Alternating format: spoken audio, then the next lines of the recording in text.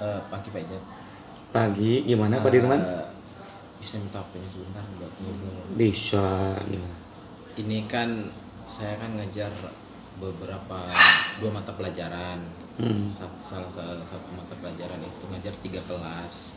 Satu mata pelajaran itu ngajar di 6 kelas, khususnya di kelas 11 NKPI 1 sampai 6. Nah, untuk yang 2 mata pelajaran ini memang agak susah ya. Salah satunya di satu kelas. Satu kelas ini memang Itu kelas apa tuh Pak Dirman? kelas 11 NKPI 5. Materi nggak dikerjakan. Nah, begitu kita kasih materinya, dikasih tugasnya juga nggak dikerjakan. Nah, satu solusinya gimana caranya saya bikin efek jerak nih sama mereka, biar gimana caranya mereka tuh kedepannya buat bikin tugas. Iya, baik Pak Dirman. Jadi saya sudah menangkap nih kira-kira keluhan Pak Dirman ketika belajar di kelas. Keluhan yang pertama adalah adanya kurang responsif proses pembelajaran kan ya, yang disampaikan oleh siswa ketika di kelas.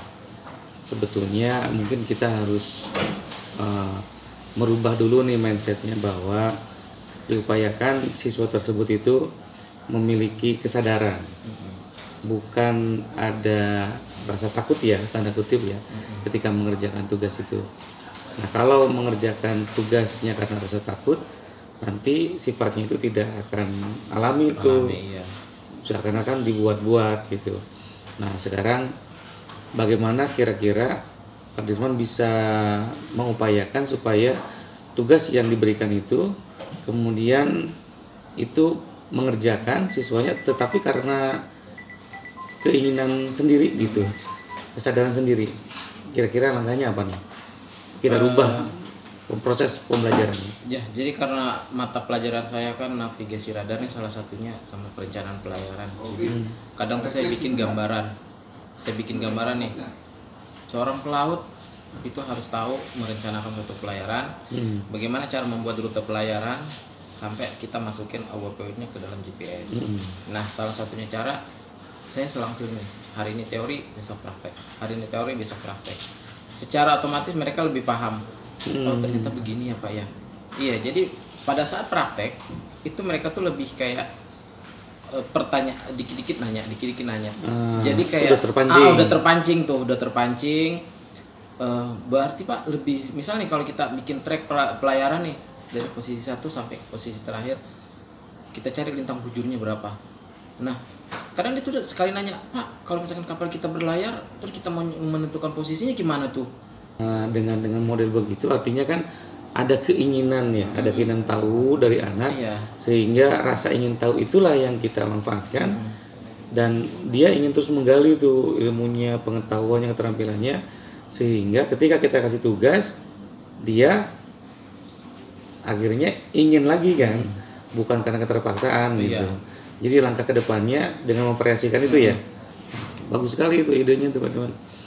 Terus kalau sudah dirubah proses pembelajarannya dari yang tadinya ada sanksi, ada hukuman, sekarang dirubah menjadi proses pembelajaran yang menyenangkan, kira-kira kedepannya akan mengemas seperti apa lagi pembelajaran supaya lebih menyenangkan? Ya, saya perlakukan seperti itu. Jadi teori, praktek, praktek. Coba tidak monoton ya? Iya, memang tidak monoton. Jadi kadang anak-anak juga lebih Pak, praktek aja Pak, soalnya lebih gampang nerima gitu. Nah itu bagus Pak, itu. praktek aja. Cuman kadang kalau anak-anak kan kalau mau semua kita kasih praktek, pada saat praktek juga bingung mereka. Jadi kita harus kasih teorinya dulu, nah baru prakteknya seperti ini.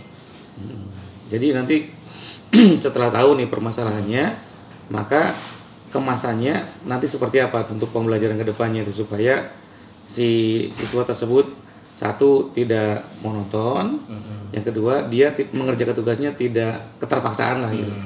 Gimana kira-kira ini? Jadi ya lebih difokuskan ke materinya, itu lebih dipersingkat, lebih dijelaskan di prakteknya. Jadi kalau misalkan udah dipraktekkan tuh secara otomatis dia tuh kayak mikir, oh ternyata begini apa ya? Iya, saya bilang. Ya, Sip, bagus itu. Oke, jadi sekarang gimana perasaannya nih setelah kita diskusi untuk proses pembelajarannya? Alhamdulillah Pak, bisa seneng lah gitu. Sudah semakin lega.